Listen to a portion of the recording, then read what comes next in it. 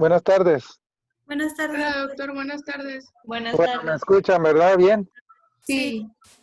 Bueno, yo voy a ir manejando porque estaba en el hospital, pero los voy a ir escuchando. Este es un tema muy bonito, muy interesante.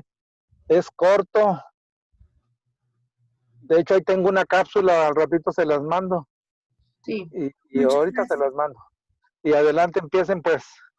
Gracias. Ándele.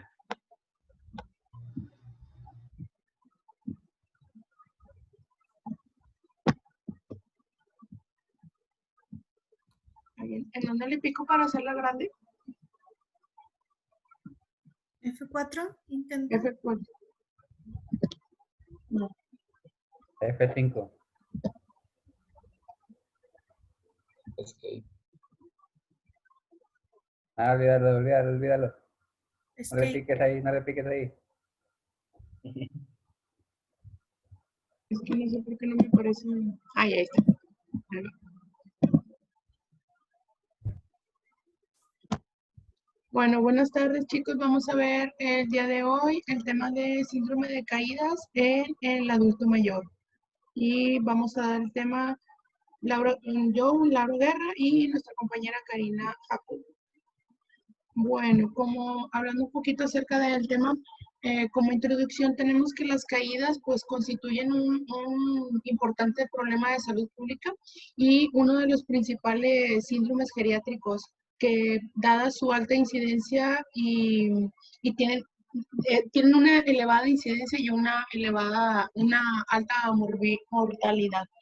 Además de que tienen un costo económico considerable y estos son catalogadas como segunda causa de muerte a nivel mundial por lesiones no intencionales, representando estas hasta un 11% aproximadamente. La OMS define a la caída como la consecuencia de cualquier acontecimiento que precipite a una persona al suelo en contra de su voluntad. Esta definición abarca escenarios clínicos que van desde una caída accidental mientras se practique un deporte hasta una causa cardíaca o algún evento vascular. Hablando un poquito de epidemiología, las caídas pueden ocurrir a cualquier edad, como bien sabemos, siendo los niños y los adultos mayores los grupos con mayor incidencia.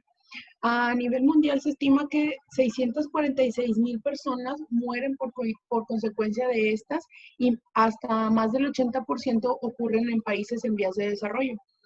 Cada año ocurren 37.3 millones de caídas en los adultos mayores, teniendo consecuencias graves. Situación que demanda una mayor atención y cuidados de la salud. Se estima que hasta 1 de cada 3 adultos mayores sufre una caída al año. De 15 a 28, esta estadística la saqué venía en un artículo y venía en la guía de práctica clínica y mencionaban que de un 15 a 28% de los adultos mayores sanos de hasta 60 a 75 años de edad han presentado alguna caída y el 35% si no había sido a esta podía elevarse hasta un 35% en mayores de 75 años, teniendo como las caídas del 30% de la causa de muerte en los mayores de 65 años de edad. Mencionaban también que la demencia elevaba al doble el riesgo de las caídas, así como del 10 al 25% de las caídas en los adultos mayores provocaban fracturas y el 5% de estos van a requerir hospitalización. El tipo de lesión más frecuente que se dan en las caídas del adulto mayor son las contusiones, hasta en más de un 99%, equimosis en un 97% y fractura no expuesta en un 87%. El lugar en casa donde con mayor frecuencia ocurren las caídas es en la recámara, teniendo un 27%, en el patio de la casa un 21%, el baño 14%, la escalera un 13% y la cocina un 10%. Y más, la mitad de los pacientes que caen pueden llegar a presentar un síndrome post-caída. Y después esto puede repercutir en que el paciente comience a tener otras enfermedades, otras patologías así como depresión, que le dé miedo salir, que ya no el síndrome de inmovilidad, etcétera, porque ya no, después de una caída va a presentar el miedo a volverse a caer.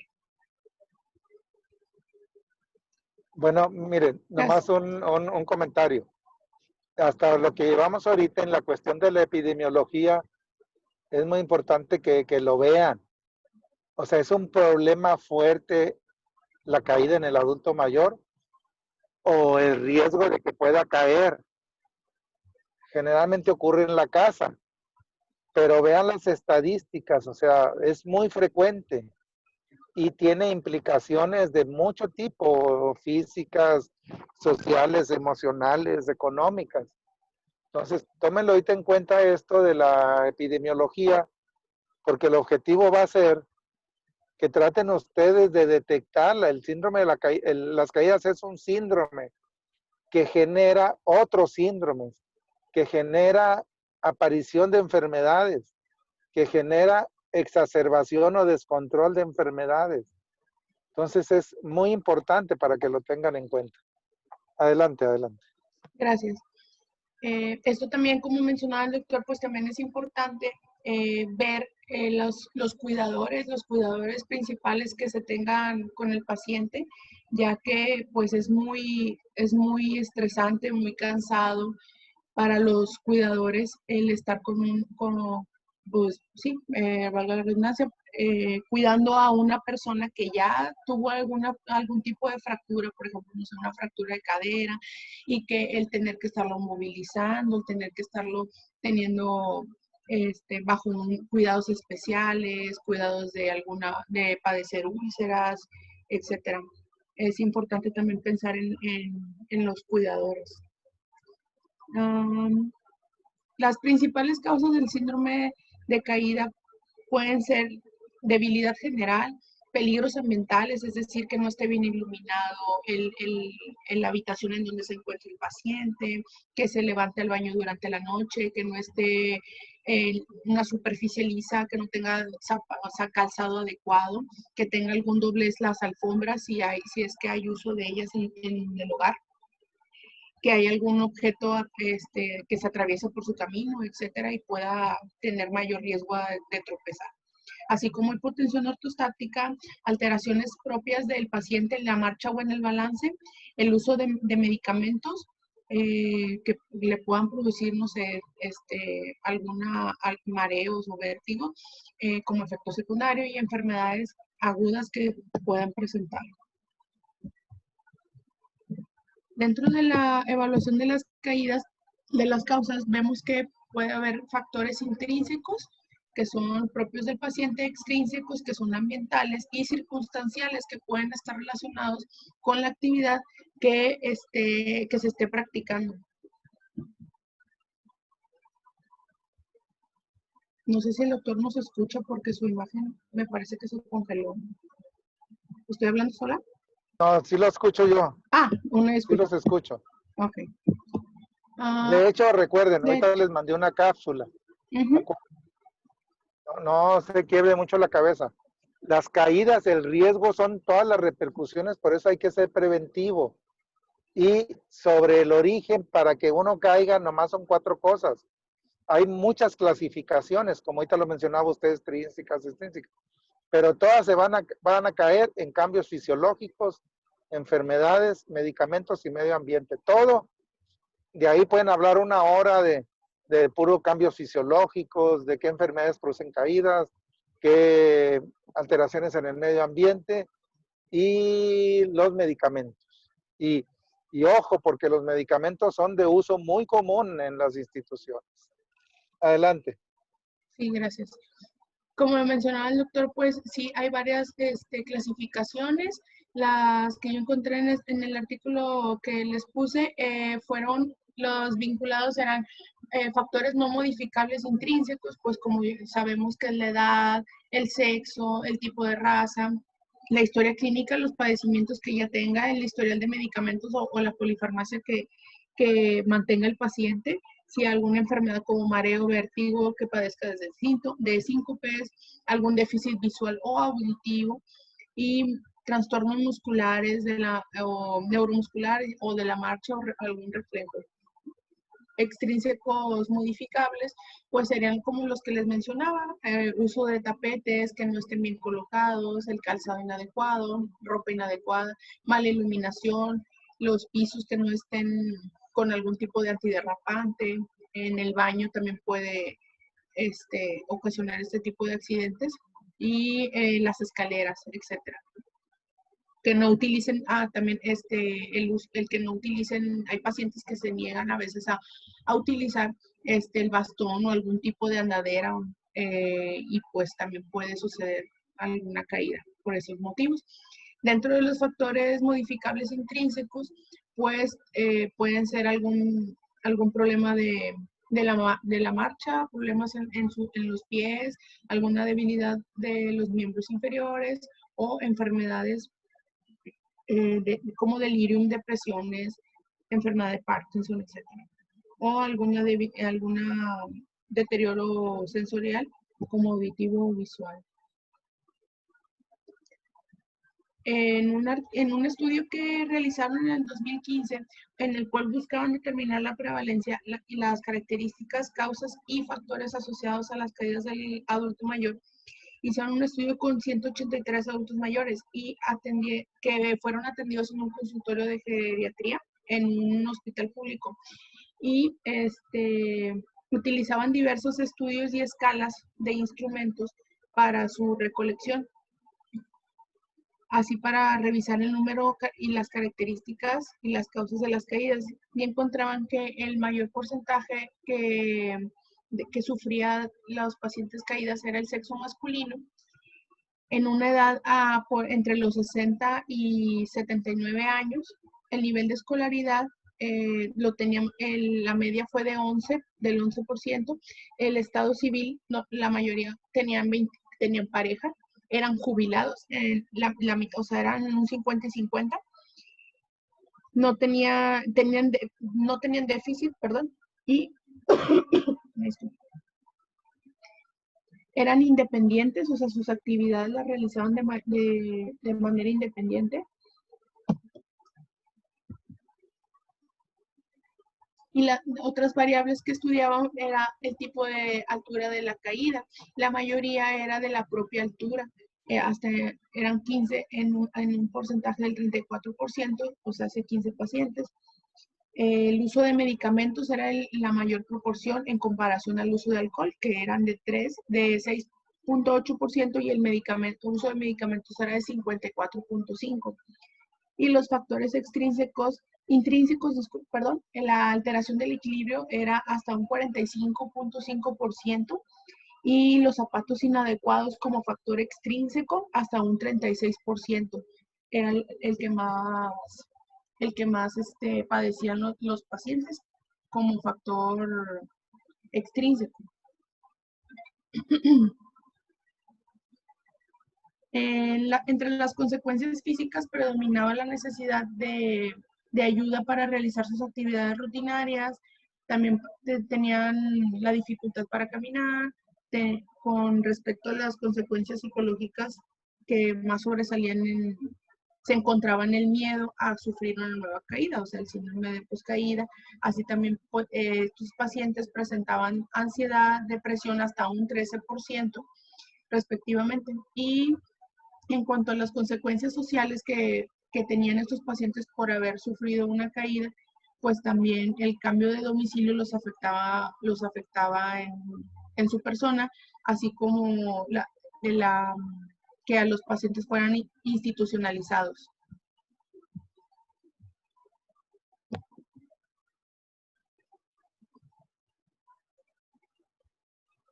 Karina. Sí, a continuación voy a darle continuidad al tema y yo voy a tratar de explicar la evaluación que debemos de tener adecuadamente a los pacientes adultos mayores. ¿Por qué? Porque pues la caída hay que ver los múltiples factores del envejecimiento propiamente. El envejecimiento, nosotros somos conscientes de que vamos a tener cambios fisiológicos en nuestro cuerpo. Entonces, la caída hay que valorar el mecanismo de acción para ver que qué parte de nuestro cuerpo, o bueno, del cuerpo del paciente, pudo haber tenido el traumatismo. Entonces, dependiendo del trauma generado por la caída, va a ser el riesgo que va a involucrar, porque pues existen estos cambios fisiológicos propios en el envejecimiento. Y a esto hay que agregarle cambios patológicos, suponiendo que el paciente tenga alguna enfermedad crónico-degenerativas, agudas, etcétera. Como por ejemplo, en este cuadrito que puse aquí,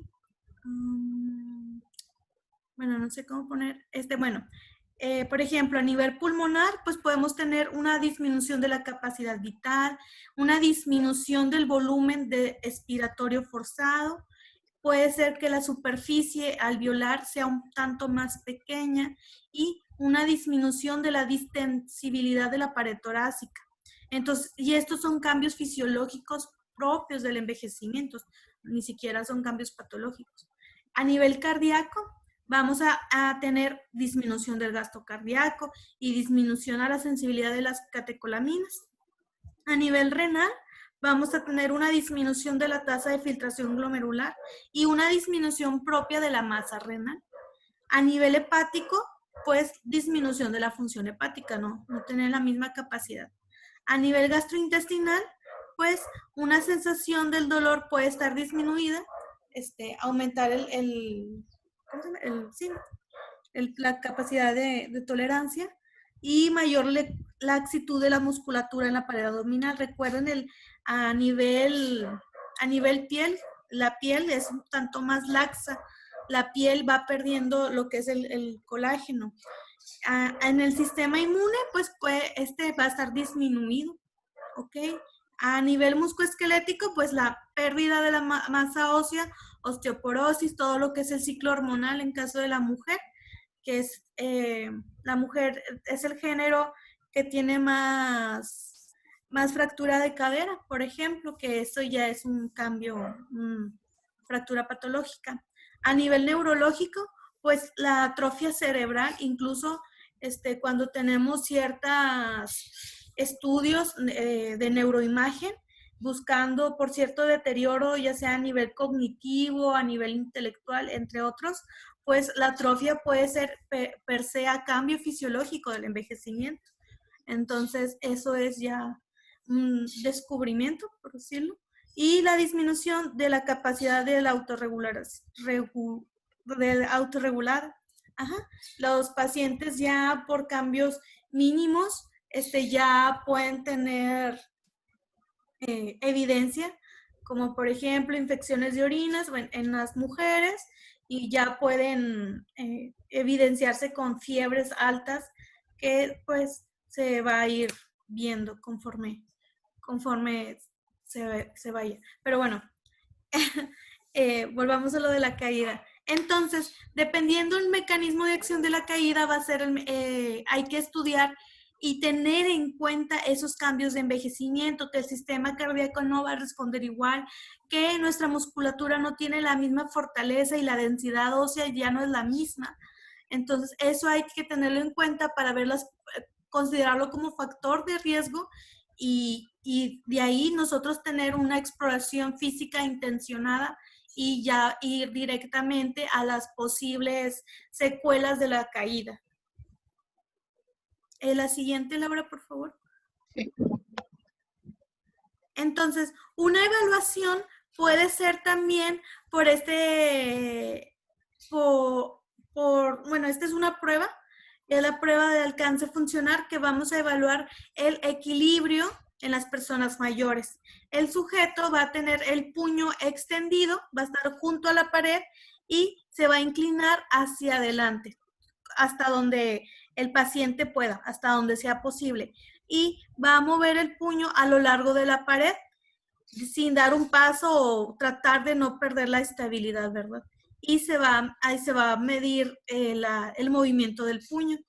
Se dice que una distancia menor a 6 pulgadas o 15 centímetros, pues tiene un mayor riesgo de caída. ¿Por qué? Porque el miedo a las caídas se demostró, se identificó que se asocia a que los pacientes tienen miedo de vivir solos. porque va a empezar a tener un deterioro cognitivo, pudiera empezar con depresión, pudiera tener problemas con la movilidad o el equilibrio, que esta prueba que les estoy mencionando es una de las que existen para poder medir la probabilidad de riesgo de caída y los antecedentes de caída. Se dice que una vez que el paciente cae, puede empezar con esto del miedo a volver a caer, síndrome de miedo a las caídas, y pues más después de una fractura de cadera. Ya cuando un paciente llegara a ser víctima de o llegar a tener una fractura de cadera, ya incluso la probabilidad de inmovilidad es muy alta. Entonces hay que tener muy en cuenta lo que es la rehabilitación, porque aumenta incluso el riesgo de mortalidad. Y si a esto le agregamos a que llegáramos a tener un adulto mayor con obesidad o con factores de riesgos agregados, pues obviamente se multiplica el riesgo de mortalidad que ya tiene. ¿Alguien de ustedes ha tenido o ha visto síndrome de temor a las caídas? Sí, doctor. ¿Sí lo ven con frecuencia en las instituciones o ha sido un solo caso? Pues varios, doctor. Yo tuve una pacientita en el universitario que estaba en ginecología internada por una histerectomía, un problema ginecológico que no recuerdo. Y me llegó a mí porque estando ella dentro de la institución, se cayó en el baño y se fracturó ambas articulaciones de cadera. Y ya la pacientita pues sí duró un rato con nosotros, varios meses, un mes. No bueno, pueden durar ya toda la vida sin levantarse. Así no tengan nada que les limite el poder pararse y caminar. A mí me tocó ver pacientes que 15 años quedaron en silla de ruedas, en cama, pero sin una contraindicación para caminar, pero por el temor ya no quisieron caminar. Por eso es muy importante la prevención, pero sobre todo que también tomen en cuenta esta situación que puede pasar de temor, para que ustedes los motiven a que conforme va sanando la herida que hayan presentado, en ocasiones ni siquiera herida hay, pero ya no quieren moverse, así que trabajenlo porque ya ven que una vez que se cae en inmovilidad, se generan también otras circunstancias de deterioro para los adultos mayores. Adelante. Sí. Doctor, queda menos de un minuto, ¿nos volvemos a conectar? Pues sí, porque nos falta tratamiento. Ok, les voy a pasar el otro link para que se quede grabando. ¿Tú lo estás grabando, verdad, Cari? Sí. Sí, está grabándose. Ok.